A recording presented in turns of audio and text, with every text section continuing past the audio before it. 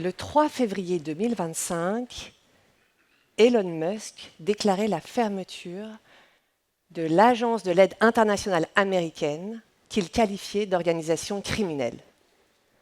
Le 10 mars suivant, c'est Marco Rubio qui a annoncé une coupe de 83% des budgets et ses équipes réduites de 10 000 à 15 collaborateurs.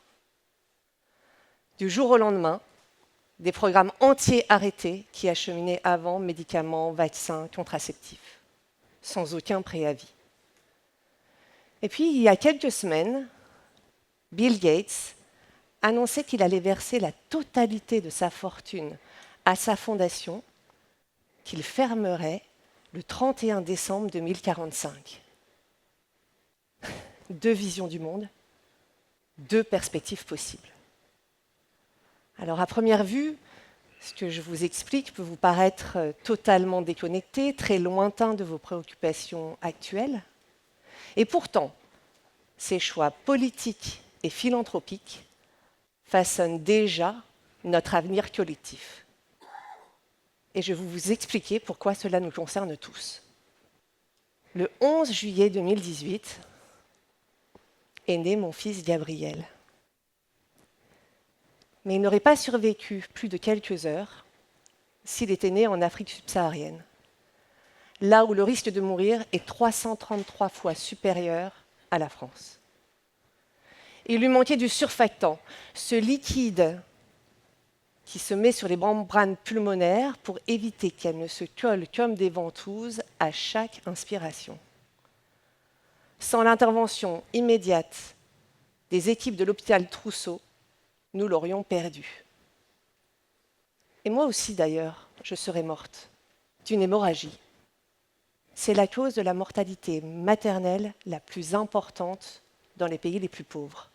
Il faut savoir que le jour de la naissance, encore aujourd'hui, est le jour le plus dangereux de la vie des femmes et des bébés. Cet instant fragile qu'est la naissance est encore un privilège très inégal.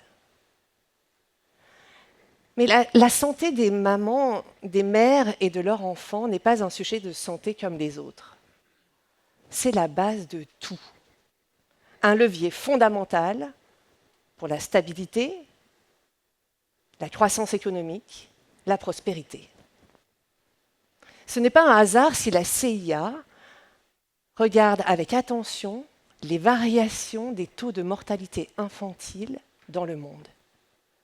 C'est parce que ce taux de mortalité infantile est le signe précurseur d'instabilité, de crise économique, de déséquilibres mondiaux. Mais l'inverse est aussi vrai.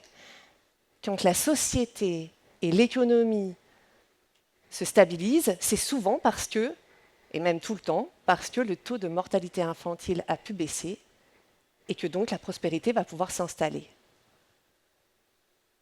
Et il faut voir que chaque histoire individuelle est le mouvement beaucoup plus profond, silencieux, qui va déterminer de la bonne santé de la société présente et future. Quand je demandais aux experts mondiaux que j'ai la chance de côtoyer dans mon travail, pourquoi il y avait ce lien entre prospérité, stabilité et taux de mortalité infantile, leur réponse a été d'une simplicité déconcertante. Quand une société est capable de garder en vie les personnes les plus vulnérables, c'est qu'il y a un système tout entier cohérent qui fonctionne. Du système de santé à l'acheminement d'eau potable, de l'infrastructure routière au savoir apporté par la sage-femme, de la bonne nutrition au congé parental, pour n'en citer que quelques-uns. Et quand les enfants survivent, c'est tout un cercle vertueux qui se met en place. Les familles, parce qu'elles ont confiance en la survie de leur enfant, font des choix radicalement différents. Et l'un de ces choix est d'avoir moins d'enfants. Quand ces choix sont soutenus par un accès approprié aux services de santé, alors le taux de natalité baisse, la transition démographique peut s'amorcer et l'économie peut commencer à prospérer. C'est ce que les économistes appellent le dividende démographique. Peu importe la langue, la religion, la région du monde, ces phénomènes sociétaux se passent dès que ces critères sont réunis. Alors, où en est-on de la mortalité infantile aujourd'hui?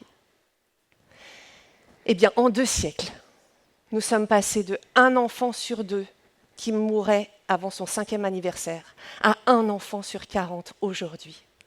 C'est une épopée fantastique de découvertes scientifiques, médicales, d'initiatives mondiales qui ont fait baisser en continu pendant 2 siècles cette courbe.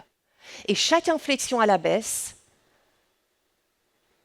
est le signal d'un bond en avant médical ou scientifique. On peut voir ainsi l'arrivée des antibiotiques, des vaccins, des médicaments, mais aussi la création de l'Organisation mondiale de la santé, du Fonds de lutte contre le sida, la tuberculose ou le paludisme, etc., etc. La question qui se pose, c'est qu'est-ce qui va se passer dans les années prochaines? Et alors que ce taux de mortalité infantile baissait depuis 2 siècles, il réaugmente au niveau mondial. Pourquoi? La crise du Covid avait amorcé un ralentissement de cette baisse du taux de mortalité infantile. Mais le facteur déterminant de ce recul aujourd'hui est un choix politique. Les coupes dont je vous parlais au tout début en sont la cause. C'est plus de 80% aux États-Unis, mais c'est aussi 40% de l'aide internationale coupée en Angleterre, en France, en Allemagne. Et ces coupes sont d'une telle ampleur et leur impact est tellement catastrophique et immédiat qu'ils vont faire repartir à la hausse une tendance qui baissait depuis 2 siècles.